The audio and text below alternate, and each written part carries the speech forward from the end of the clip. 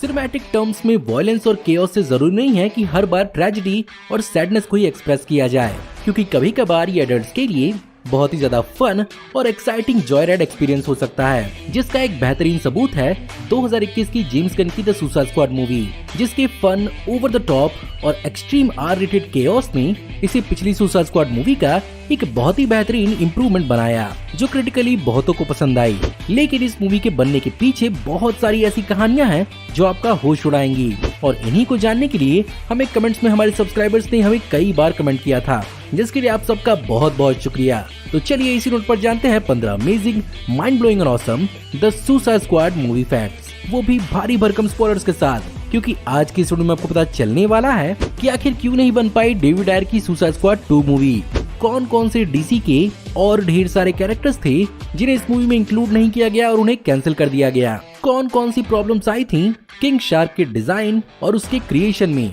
और इसे किस किस ने प्ले किया है, क्यों आया था आखिर जेम्स गन को वार्नर ब्रोस पे गुस्सा, और फाइनली जानेंगे इस मूवी की क्रिटिकल और फाइनेंशियल परफॉर्मेंस के साथ साथ इसके आने वाले फ्यूचर के बारे में। हे गाइस, मेरा नाम है पंकज सागर और आपका स्वागत है गेमों को हिंदी के एक और फ्रेश वीडियो में। Now without wasting any more time, let's get started.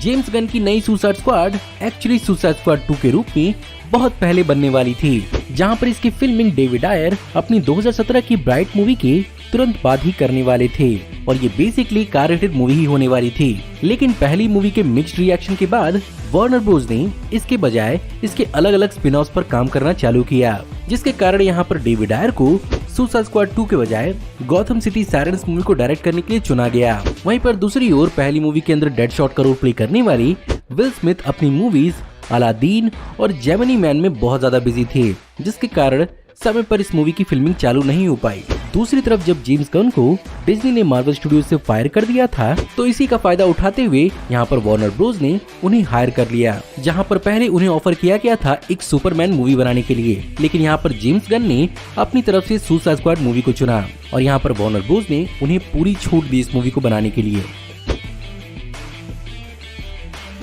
James Gunn को इस मूवी को बनाने का इंस्पिरेशन जॉन आउटस्टैंडर्स के 1980s के original run the suicide squad comic book से ही मिला था, जहां पर उन्होंने इस कहानी को इसलिए चुना था क्योंकि ये कहानी basically B grade super villains के इर्द गिर्द घूमती थी। इसके अलावा भी उन्होंने कई सारी 1970 की वॉर मूवी से भी इंस्पिरेशन ली है, जिनमें शामिल था 1963 की द ग्रेट एस्केप, 1967 की द डर्टी डजन, 1968 की वेयर ईगल्स डेयर और 1970 की कैलीज हीरोज।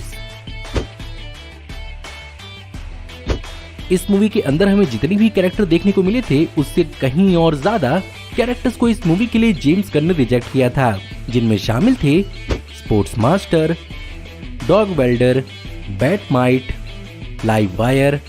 पंचेंज वैली, Black Spider, Deathstroke, Man Bat, Plastique, Chemo, KG Beast, Solomon Grundy, Rainbow Creature, Gun Hawk, Knockout, Killer Frost, Mister Freeze, Aquaman में दिखा हुआ black मैंटा, bronze tiger और कटाना। इसके ऊपर से यहाँ पर जैरेड लेटो का जोकर भी अपनी अपीयरेंस देने वाला था, लेकिन जेम्स गन के हिसाब से जोकर एक ऐसा क्रिमिनल नहीं है जो अमेंडा वॉलर के बस में हो सके, जिसके कारण उसे यहाँ पर कैंसिल कर दिया गया। इसके अलावा भी इस मूवी के एंटागनिस्ट के लिए डीसी के 2 सबसे बड़े सुपर बीइंग्स को कंसीडर किया जा रहा था, जिनमें इस मूवी के डेवलपमेंट के दौरान यहाँ पर ब्लैक एडम को एज अ विलन इंट्रोड्यूस किया जाना था। वही ब्लैक एडम जो इस साल हमें डीसीयू के अंदर दिखने वाला है, और यहाँ पर बेसिकली द रॉक ही इस रोल को प्ले करने वाले थे, लेकिन ये नहीं हो पाया। आगे जाके इसे भी कंसिडर किया गया था कि यहाँ पर सुपरमैन को ही द सुसाइड स्क्वाड का मेन एंटागनिस्ट दिखाया जाएगा, लेकिन ऑफ कोर्स जब हेनरी कैविल ही अपने रोल को लेकर श्योर नहीं थे, तो इस प्लान को भी कैंसिल कर दिया गया।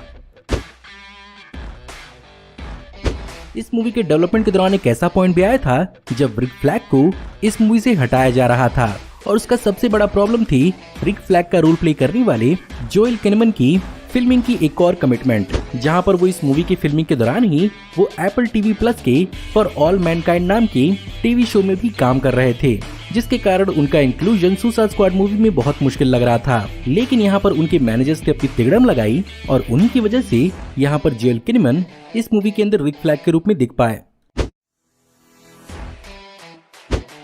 जब बात यहाँ पर फिल्मिंग के कॉम्प्लिकेशंस की हो रही है तो यहाँ पर टाइका वाइटिटी भी पहले इस मूवी के अंदर बहुत बड़े रोल में दिखने वाले थे और हम जानते ही हैं कि वो अपने कैरेक्टर के साथ कितना बेहतरीन कर सकते हैं। लेकिन जैसा कि वो अपने लाइव एक्शन अकीरा मूवी को लेकर बिजी थे, उनके रोल को छोटा करके रैट कैचर 2 के पिता के रूप में उन्हें दिखाया गया और मोस्ट प्रोबेबली यहाँ पर रैट कैचर 2 के बजाय उन्हीं का कैरेक्टर दिखने वाला था।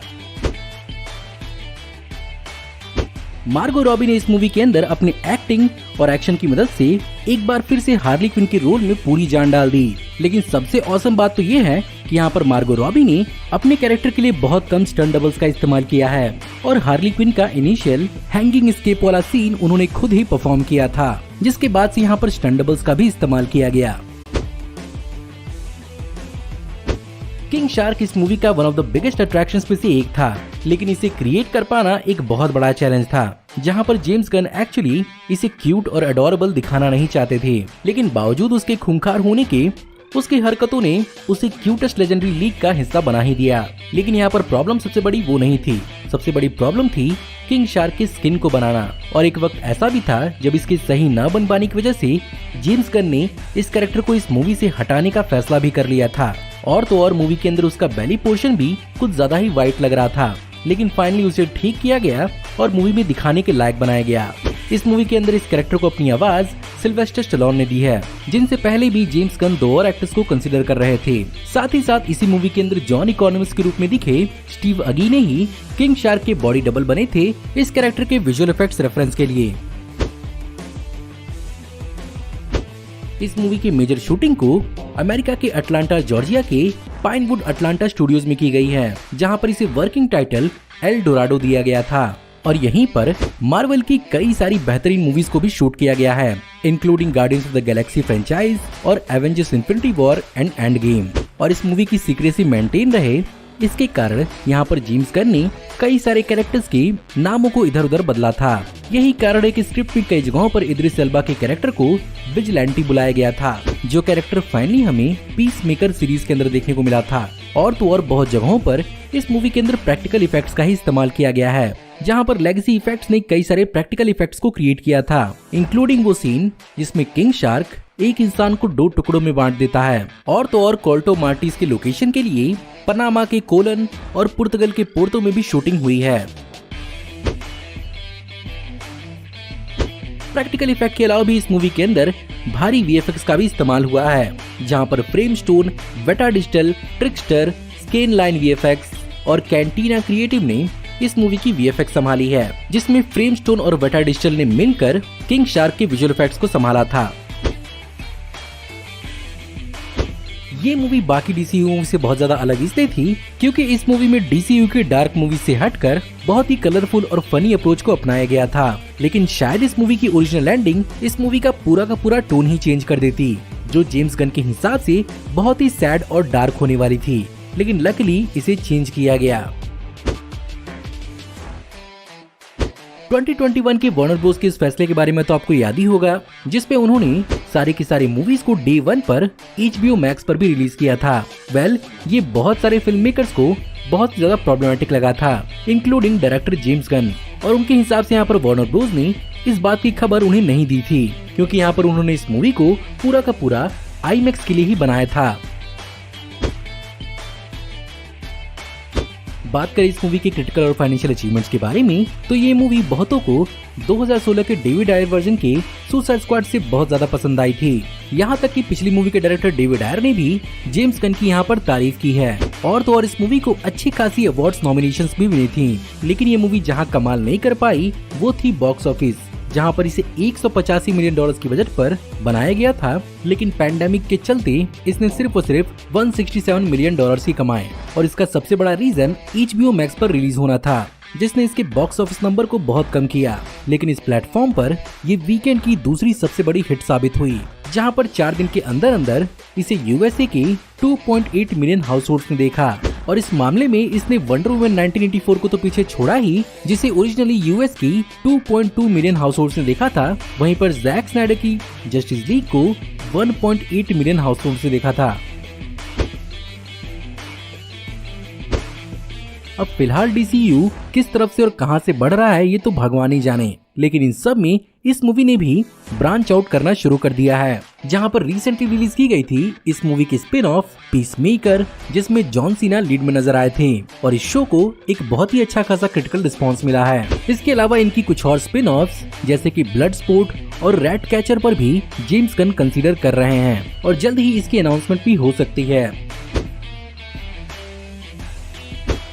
एंड यस, अगर ये स्पिन ऑफ इस ओवरऑल नरेटिव को एक अच्छा सेटअप देते हैं तो यहाँ पर मोस्ट प्रोबेबली थर्ड सीक्वल भी जरूर आएगी, जहाँ पर जेम्स गन ने इस बात को डिक्लेयर किया है कि वो थर्ड सीक्वल के लिए ज्यादा नए कैरेक्टर्स को ऐड नहीं करेंगे और फिलहाल वो इसके कुछ इनिशियल आइडियाज पर काम कर रहे हैं। अब देखते हैं कि इसकी सीक्वल की अनाउंसमेंट कब तक होती है।